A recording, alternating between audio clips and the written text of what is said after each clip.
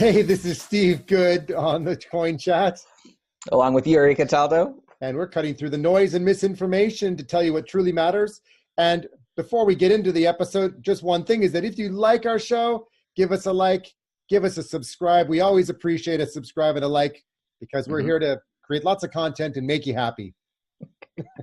So today we're going to jump in and talk about JPMorgan versus Ripple. Yes, we are. JPMorgan versus Ripple. JPMorgan, who actually, Jamie Dimon, who a couple of years ago called Bitcoin garbage. I mean, in a different way. Yeah, he pretty much called it all a scam and said it was all good. What did he say? Something to the effect that it would, that any of those of us investing would all basically, it would go down like terribly and be as bad as the tulips of the 1800s or whatever. Yes. Yeah, that's right. A lot of things everyone else was saying too. He kind of just parroted what they were doing, even though his daughter, I believe, was also in charge of their. Yeah, was trading anyway. And their desk in Europe was apparently trading in it too, but we're not going to comment on that because we don't have it confirmed.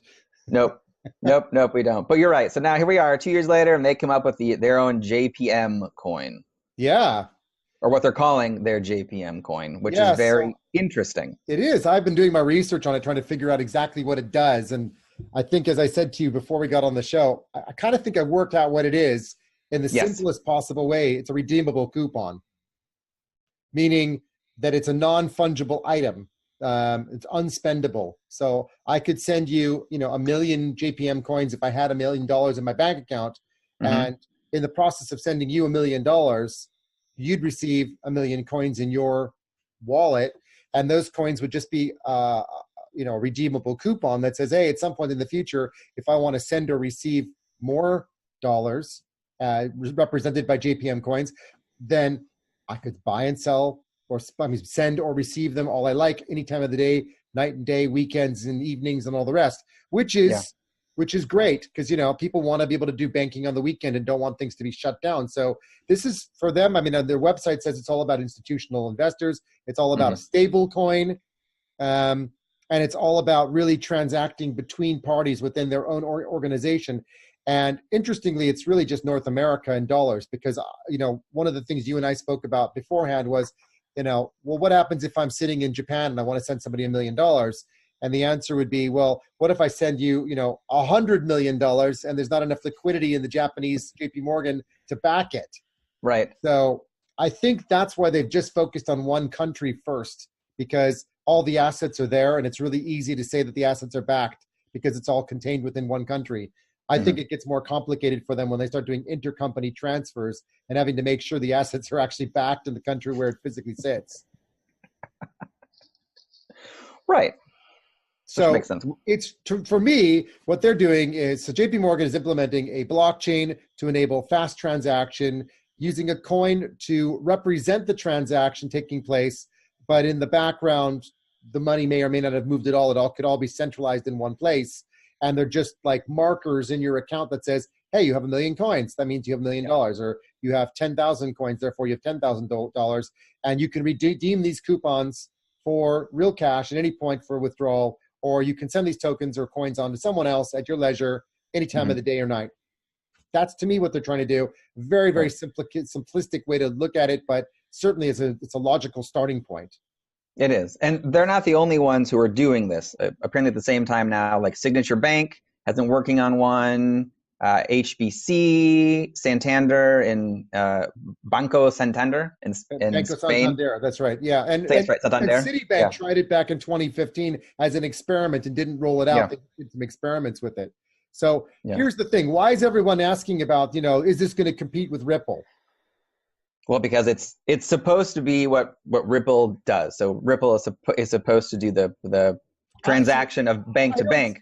But that's not what this does. No, because this is interbank, right? So this is inside JPMorgan only. So for me, Ripple is completely different. And I'm sure the CEO will love me for saying this because he's been fighting people publicly on this, and we'll have to tag him and let him know. So here's what I see. Ripple is particularly focused on the transfer between banks, interbank transfers, and specifically targeting the Swift messaging platform. So the whole Swift messaging is all about the different types of transactions that you can do for banking and payments, of which there's thousands of different types of banking transactions, believe it or not, just absolutely enormous amounts of codes. They refer to these codes as MT, M for mouse, T for tango. And these MT codes are basically the building blocks for how Swift works. And what Ripple's doing is effectively replicating a lot of that types of functionality, but doing it in a very effective way so that, bank A can transfer to bank B, and they can do it with Ripple, and it's done in seconds, and you don't have to sit there with all the bank transfer, wire transfer, 3 days waiting, Swift, whatever, blah stuff. Yeah. And it can be done again, same like JPM. It can be done instantaneously between any two entities, any time of the day or night. But it's between banks, so it's really, I don't see them as competitive today because JPM's focused on their institutional clients and basically creating a non-fungible coupon between two parties to be able to move money between each other, whereas Ripple's really talking about interbank transfers globally between any two parties with the same coin.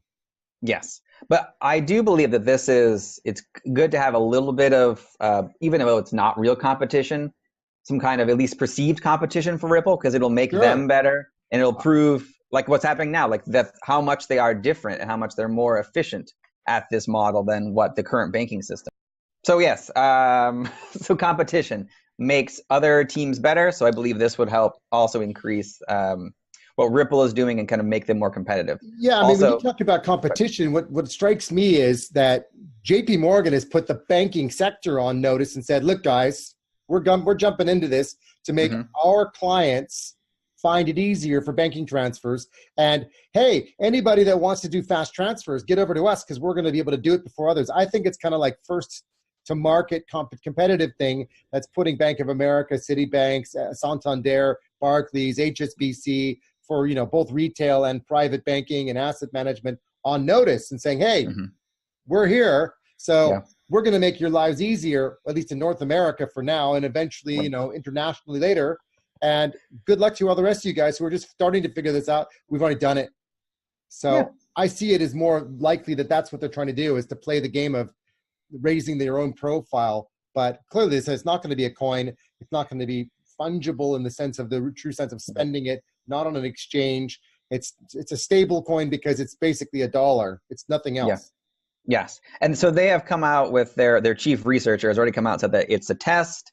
It's still a prototype. So I really believe their big announcement is really a marketing ploy than anything else. But you're right. It's like to put their stamp and say, we're now leading the way with technology and how much better we are than other banks. Yeah. But you're right. Other than that, it's not much of anything else. I mean, the only disadvantage I would say for Ripple is the fact that they're not a stable coin.